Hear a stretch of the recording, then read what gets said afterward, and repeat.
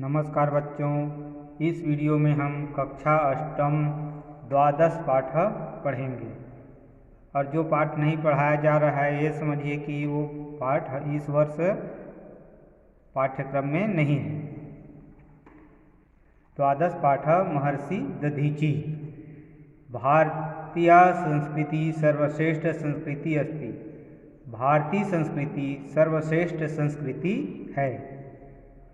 दानम दया समता परोपकार इत्यादयो गुणा भारतीय संस्कृति अंगानि सन्ति। दान, दया, समता माने समानता, परोपकार इत्यादि गुण भारतीय संस्कृति के अंग हैं। स्वार्थम परित्यज्यम परोपकार्थम जीवन समर्पणे अनेके मुनय महर्षय राजना सामान्य नागरिका च भारतीय संस्कृति आरक्षण एते साधनम स्मरन्ते। मन स्वार्थ को त्याग कर परोपकार के लिए जीवन समर्पण करने वाले अनेक मुनि, महर्षि, राजा और सामान्य नागरिक भारतीय संस्कृति की रक्षा के लिए ही वे सादर स्मरण किए जाते हैं। अतिथि रक्षय कर स्थलम स्थालम प्रयक्षम राजा रंतिदेव। अतिथि की रक्षा के लिए अपने ही हाथों से अपना माने स्थालम माने थाली को दे दिए। रंतिदेव कपोतय रक्षस देहम द दानो माने रंतिदेव है अतिथि रक्षा के लिए अपना भोजन कर रहे हो थाली को दे दिए। कबूतर की रक्षा के लिए महाराज शिवी ने क्या किया, अपना देह का ध्यान दे दिए। देव रक्षय स्वशरीर स्थानानि प्रयक्षण महर्षि दधीचि चेतादि दिशा एव श्रद्धेय स्मरणीय महापुरुष संधि।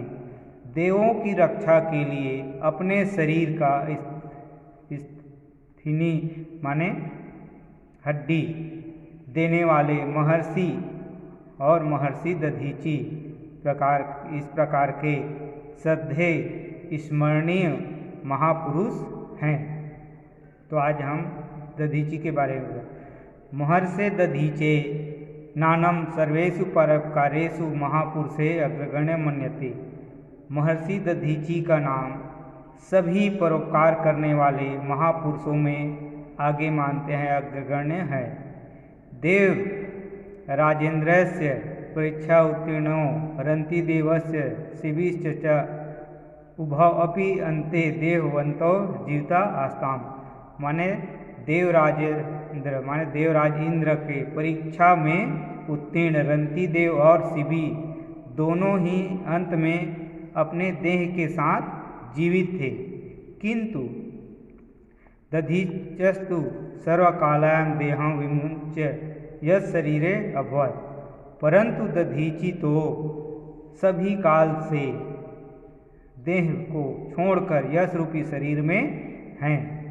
वस्तुतः तत्सम त्यागी न भूतो न भविष्यति। वास्तव में उनके समान त्याग करने वाले न भूतो न हुए हैं न होंगे। प्राचीन काले कदाचित देवानां दानवानां च भयंकर संग्रामो अभवत्। प्राचीन काल में देवों और दानवों में भयंकर संग्राम हुआ। तस्मिन् संग्रामे देवानां नायकः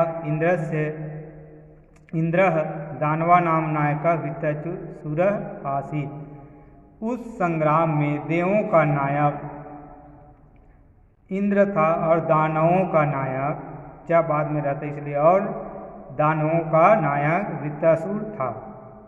वृत्रासुरेण सह संघर्षे देव नायका इंद्र पराजिता।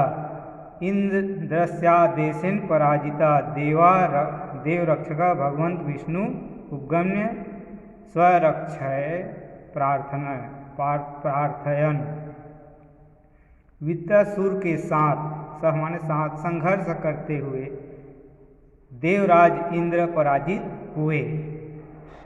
देव और अपना राज्य भी पराजित हो गए।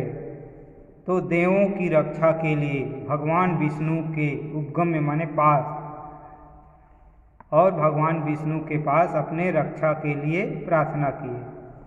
प्रार्थना श्रुत्वा प्रसन्नो भगवान विष्णु अब्रुवत्।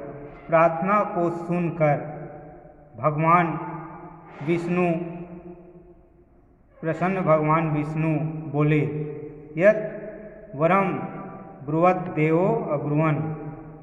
हे श्रेष्ठ देवताओं बोलिए। भगवान तो देवता लोग बोले, हे श्रेष्ठ बोलो। तो देवता बोले, भगवान दानवा नाम नायको वित्तासुर देवराजेन्द्रस्य सकला देवसेना पराजित। हे भगवान, दानवों का नायक वित्तासुर से देवराज इंद्र देवसेना के साथ पराजित हो गए। सभी देवसेना के साथ पराजित हो गए। स दानो अस्माकं सर्वाणि शस्त्राणि अपि अनश्यन्। उसने दानव राज ने हमारे सभी शस्त्र नष्ट कर दिए। भगवान हमारी रक्षा करें। भगवान विष्णु वाच भो देव। भगवान विष्णु बोले, हे देव, इदानीं महर्षि दधीचि सर्वेषां ऋषीणां शिरोमणि वर्तन्ते। भगवान विष्णु बोले, हे देव, इस समय महर्षि दधीचि सभी ऋषियों में शिरोमणि हैं, माने ऊपर हैं सभी से। तपोवास तपस्या च तस्य महान मतो देह पावन संपन्न। तपस्या और उपवास से उनका महान देह पावन माने पवित्र से संपन्न है, पवित्र है। तस्य देह से अस्थि यदि ब्रज निर्माणम भवेत। यदि उनके अस्थि से उनके देह की अस्थि से यदि वज्र का निर्माण किए, तही तेन वज्रेण वित्तासुर वध संभवस्ति। उसी वज्र से वित्तासुर का वध संभव है। अतः सवत् गत्वा तम महर्षि तद्देव याच। वहाँ शीघ्र ही जाकर उस महर्षि से देह के लिए याचना करो। स ऋषि धर्मज्ञ मर्मगो वर्तन्ते। वह ऋषि धर्म को जानने वाले हैं। ऋषव खलु परोपकारिण्यो भवन्ति। ऋषि निश्चित में ही परोपकारिणी होते हैं। स परोपकारार्थम अवश्य स्वदेहम दास्यति। वह परोपकार के लिए निश्चित ही अपना देह दे देंगे। अगला भाग अगले वीडियो में।